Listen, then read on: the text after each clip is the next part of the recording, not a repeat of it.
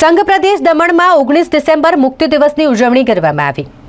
Daman collector કચેરી, દમણ ભારતીય જનતા પાર્ટીનું કાર્યાલય, દમણ નગરપાલિકા, પંચાયત આ તમામ સ્થળો પર ધ્વજવંદન કરીને મુક્તિ દિવસની ઉજવણી કરવામાં આવી। દમણનો 64મો મુક્તિ દિવસ ધ્વજવંદન કરીને અને અલગ અલગ કાર્યક્રમો થકી ઉજવવામાં આવ્યો। વર્ષ 1961માં દમણ, દીવ અને ગોવા પોર્ટુગીઝ શાસનમાંથી મુક્ત થયું હતું। 19મી ડિસેમ્બરને એટલા માટે મુક્તિ દિવસ તરીકે ઉજવવામાં આવે છે। 1947ના વર્ષમાં બ્રિટિશ શાસનમાંથી ભારત દેશને મુક્તિ મળી, પરંતુ લગભગ એક દાયકા સુધી પોર્ટુગીઝોએ દમણ, દીવ અને ગોવા પર શાસન કર્યું હતું। જો કે 19 ડિસેમ્બર 1961માં દમણ, દીવ અને ગોવાને પોર્ટુગીઝ શાસનમાંથી મુક્તિ મળી અને ત્યારથી જ આ દિવસને ઉજવવામાં આવે છે મુક્તિ દિવસ તરીકે। 19 ડિસેમ્બર મુક્તિ દિવસની ઉજવણી હોય ભારતીય જનતા પાર્ટીના કાર્યાલય ખાતે ધ્વજવંદનનો કાર્યક્રમ રાખવામાં આવ્યો હતો। ભાજપના વરિષ્ઠ આગેવાન ગોપાલ ટંડેલના વરદ હસ્તે ધ્વજવંદન કરવામાં આવ્યું। આજે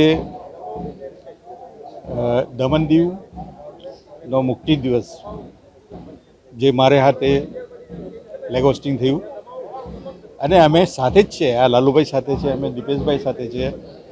તમે જોયું હશે કે આ બધા ભારતીય જનતા પાર્ટીના ભાઈઓ અને બહેનો બધા સાથે મળીને અમે આ ધ્વજવંદન કર્યું અને અમે તો અહીંયા સુધી લોકોને ખાતરી આપીએ કે હજુ થોડા ઘણા દિવસ બાકી છે તો આ દીપેશભાઈ અને લાલુભાઈને મેં છે, કોઈ પણ આવીને મળે અમને અને કંઈ પણ તમારું કામ હોય એ અમને સોંપે, અમે લોકો કરી આપીએ। ખાસ કરીને આજે 64મા મુક્તિ દિવસની પ્રથમ તો મારે દમણ દીવ જનતાને, કાર્યકર્તાને એમને શુભકામના પાઠવું છું અને અભિનંદન પાઠવું છું।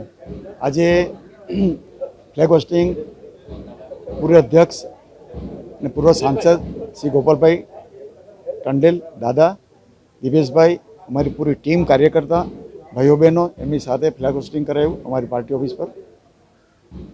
અને ખુશીનો દિવસ, દુઃખના દિવસ બે એમ કહેવાય, કેમ કે આઝાદી મળી પોર્ટુગીઝ શાસન પાસે હતી, જેમણે આઝાદી અપાવી નાની અમારી એમના બી આશીર્વાદ લેવાના। આટલા વર્ષ પછી જે વિકાસની ગતિએ દમણ દીવનું કોઈ સ્થાન નહીં હતું, સ્થાન હતું પણ એનું કોઈ અપગ્રેડ નહીં હતું। જ્યારે આદરણીય પ્રધાનમંત્રી નરેન્દ્રભાઈ મોદીના નેતૃત્વ હેઠળમાં અહીંના પ્રશાસક શ્રી પ્રફુલભાઈ પટેલ અને આ બધાના સહયોગથી આજે દમણ અને દીવ અને દાદરા નગર હવેલી એક આપણા ભારત દેશના નકશામાં નહીં, વિશ્વના નકશામાં આવી ગયું। તમે જુઓ, કંઈ હતું નહીં, ભણતરની ગણતરનું હતું પણ બધું કંઈ ઠેકાણું નહીં હતું।